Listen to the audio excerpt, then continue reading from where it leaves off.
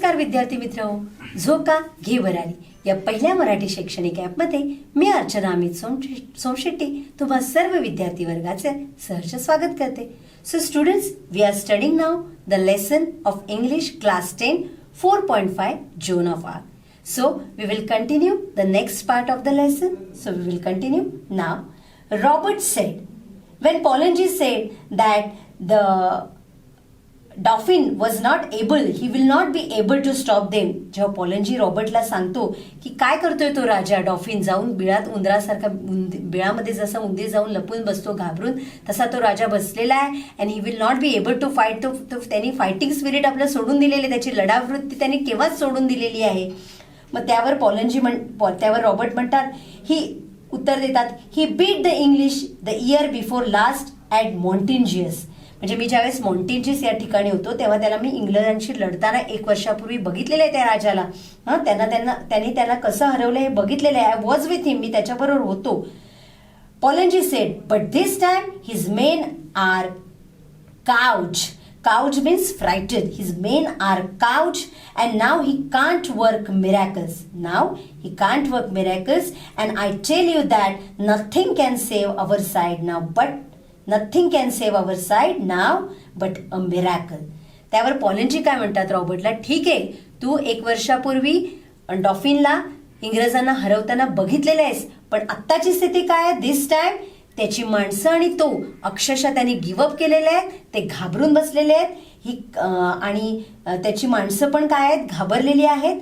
And I tell you that nothing can save our side. आता आपल्याला कोणीच वाचू शकत नाही. आपली सिटी डेफिनेटली ऑर्लियन्स हे इंग्रजांच्या ताब्यात जाणार आहे. हा, फक्त एक काही चमत्कारच जो आहे, जो आत्ता आम्हाला वाटतो एक्सपेक्टेड आहे त्या मुलीच्या म्हणण्याप्रमाणे, तो चमत्कारच जर काही झाला तर आपल्याला वाचू शकतो. अदरवाईज आपण पूर्णपणे ऑलमोस्ट आपलं ऑर्लियन सिटी इंग्रजांच्या ताब्यात जाणार आहे, इंग्लिश लोकांच्या ताब्यात जाणार आहे.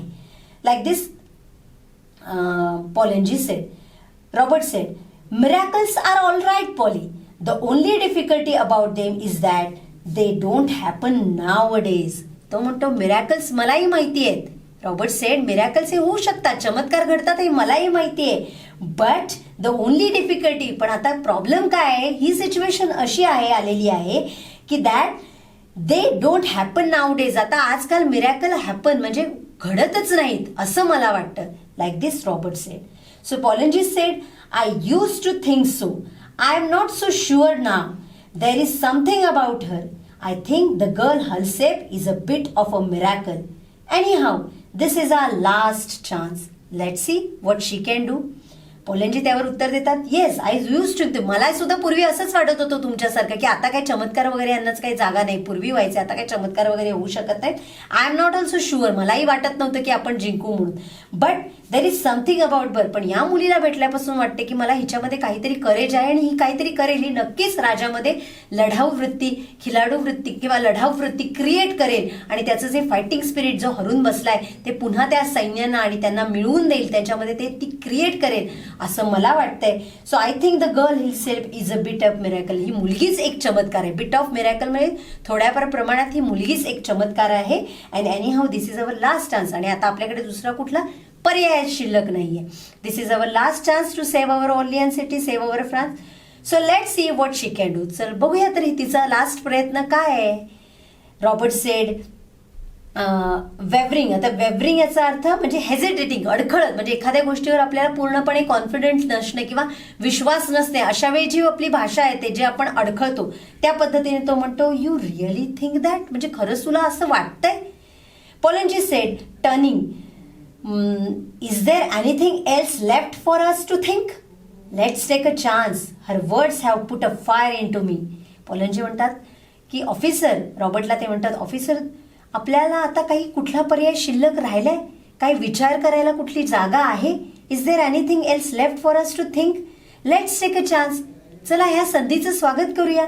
हर words have put fire in to me. तिचं बोलणं ऐकून असं वाटतंय की have put fire in to me. माझ्यामध्ये एक फायर म्हणजे एक द्वेष आलेला आहे. म्हणजे माझ्यामध्ये पण एक जिंकण्याची जी ईर्ष्या आहे ती पुन्हा क्रिएट झालेली आहे. मी जे गिव्हअप करू इच्छित होतो ते मला आता थांबवायचं आहे कुठेतरी. मला थांबावं असं वाटतंय आणि मला पुन्हा लढावं असं वाटतंय. पुन्हा माझ्यामध्ये एक होप क्रिएट झालेला आहे असं पॉलंजी त्यांना रॉबर्ट्सना एक्सप्लेन करतात. रॉबर्ट सेड गिव्हिंग अप, नाच सोडतात ते. म्हणजे गिव्हिंग अप म्हणजे एखादी गोष्ट आपल्याला पटली नाही तर आपण चलो ओके ओके नाच सोडून देतो, like that way giving up. विव, ठीक आहे, विव म्हणजे ठीक आहे. You are as mad at she is, म्हणजे once again Robert did not believe. रॉबर्टला इतकं सुद्धा सगळेजण सांगून सुद्धा त्याचा विश्वास बसतच नाही. त्याला असं वाटतं की ही गर्ल मूर्ख आहे आणि ती काही करू शकत नाही. डेफिनेटली इंग्रज लोक ह्याच्यावर जिंकणार आहे, ऑर्लियन सिटी त्यांच्या ताब्यात जाणार आहे. ही मुलगी त्या राजामध्ये डॉफिनमध्ये कुठलीही लढाऊ वृत्ती क्रिएट करू शकणार नाही असं त्याला वाटतं आणि म्हणून तो गिव्ह करतो, विव करतो. ठीक आहे चलो, you are as mad at she is, ती जेवढी वेडी आहे ना तेवढाच तू वेडा आहे असं रॉबर्ट सेड टू पॉलेंजी. पॉलेंजीला म्हणतो. त्यावर पॉलेंजी काय म्हणतात बघा, ऑब्स्टिनेटली, म्हणजे ठीक आहे, obstinately we want a few mad people now, म्हणजे ते ठीक आहे. ऑब्स्टिनेटली त्याला म्हणतात की इन अ स्टपॉन, म्हणजे हट्टाने. ऑब्स्टिनेटली याचा अर्थ काय घ्यायचा, म्हणजे आपल्या एखाद्या म्हणण्यावर ठाम राहणे.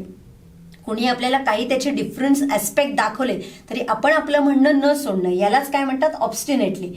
पॉलेंजी ऑब्स्टिनेटली म्हणतात we want a few mad people. जर तुम्ही आम्हाला मॅड म्हणत असाल ना तर आम्ही मॅड आहोत, कारण आपल्याला मॅड पीपलची गरज आहे. हां, we need a mad people now. See where the sane ones have landed us, कारण वेअर द सेन, शहाणे लोक काय आलेले आहेत ना इथे. हे जे इंग्रज लोक शहाणे आहेत असं तुम्हाला वाटतं ना, तर आम्ही पण मॅड आहोत. बघूया आम्ही मॅड लोक काही करून दाखवू शकतो का. तर अशा मॅड पीपलची देखील गरज आहे. Because where the sane ones have landed us, हा, काही शहाण्या लोकांनीच आम्हाला इथे आणलेलं आहे. म्हणजे ते थोडक्यात आम्ही तुमच्याच अंडर काम करतो असं ते सांगतात. हा, सेन म्हणजे शहाणे लोक.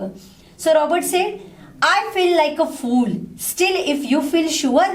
तो म्हणतो मला अजूनही हे मूर्खपणाचं वाटतं, तुला वाटत नाही, तुला खात्री वाटते तिच्याविषयी. Poulengey said I feel sure enough to take her to Chinon unless you stop me. ते म्हणतात की मला आय फील शुअर, मला खात्री वाटते, enough to take her to Chinon, मला शिनॉनला तिला घेऊन जायचं. अनलेस यू स्टॉप मी, जोपर्यंत तुम्ही मला परवानगी देत नाही तोपर्यंत मला असं वाटतं की मी तिला नेऊ शकतो. तुम्ही जर मला थांबवत नाही तर डेफिनेटली मला तिला तिथे न्यायचं आहे. Robert said do you think I ought to have another talk with her. Robert म्हणतो तुला असं वाटतं का की मला अजून तिच्याशी बोलायला पाहिजे, मला या विषय आणि काही तिच्याशी बोलायला पाहिजे असं तुला वाटतं का. So Poulengey said going to the window yes Joan come up. पॉलेंजीला वाटतं की रॉबर्टने बोलावं आणि म्हणून तो पुढे जातो आणि विंडोमध्ये जिथे ज्या कंट्री यार्डमध्ये जॉन उभी केलेली असते, जॉनला पुन्हा रॉबर्टने तिला पुन्हा तो बोलून घेतो. येस जॉन कम अप, वरती असं तो सांगतो. जॉन एंटर्स, जॉन येते. पॉलेंजी सेड ग्रेवली म्हणजे सिरियसली, गंभीरपणे. बी सीटेड जॉन, खाली बस Joan. Robert said what is your name. Robert तिला विचारतो व्हॉट इज युअर नेम. आता जॉन काय सांगते बघा, they always call me Jenny. ती सांगते मला माझी लोक कायम जेनी म्हणायची, तिथली लोक. इन लॉरेन, जिथे मी लॉरेनला होते. अँड हिअर इन फ्रान्स, आणि इथे फ्रान्समध्ये आय एम जोन, मला इथे सगळे जोन म्हणतात. The soldiers call me the made, मला इथले सोल्जर्स मदतनीस म्हणून पण समजतात, हाक मारतात असं ती सांगते. Robert said how old are you. Robert तिला तिचं वय विचारतात. तर जॉन म्हणते, Joan said 17. So they tell me, असं ते मला सांगतात माझे आजूबाजूचे लोक की तू 17 वर्षाची. It might be 19, I don't remember. कदाचित मी 19 वर्षाची असेल, मला आठवत नाही.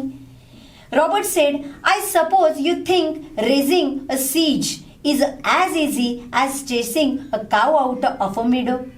You think soldiering is anybody's job. बघा आता रॉबर्ट तिला काय विचारतो, आय सपोज यू थिंक, तुला असं वाटतं का, तू असा विचार करतेस का.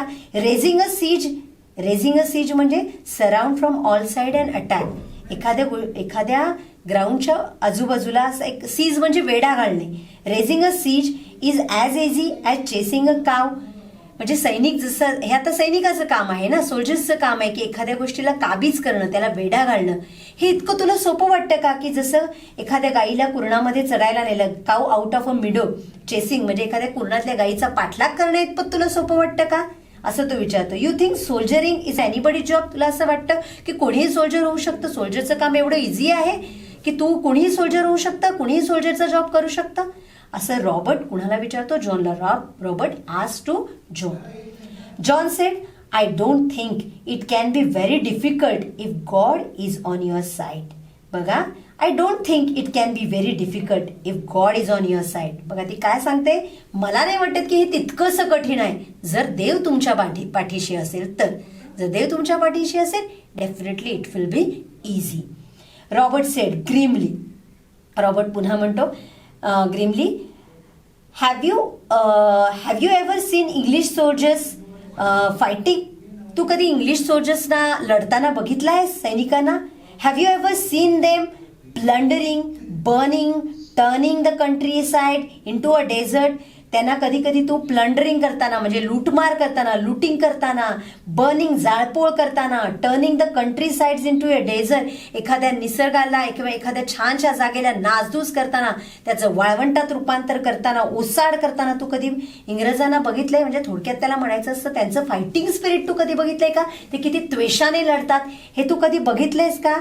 Of there have you heard no tales of their prince who is the devil himself or of the English king's father? तू त्यांच्या कथा कधी ऐकल्यास का? तिथल्या राजकुमारांनी तिथे कसे ते लढले वगैरे, इंग्लिश किंग्स फादर वगैरे यांच्याविषयी तू कधी ऐकलंयस का? क्रूर राजपुत्राच्या पिताच्या गोष्टी तू कधी ऐकल्यास का? लाईक दिस रॉबर्ट आज टू जॉन. आतापर्यंत मी तुम्हाला हा पाठाचा भाग शिकवला, तो तुम्हाला समजला असेल अशी मी आशा व्यक्त करते. आणि तो जर तुम्हाला अधिकाधिक समजून घ्यायचा असेल तर तुम्ही माझा हा व्हिडिओ परत पहा. स्टे कनेक्टेड विथ झोका. थँक्यू.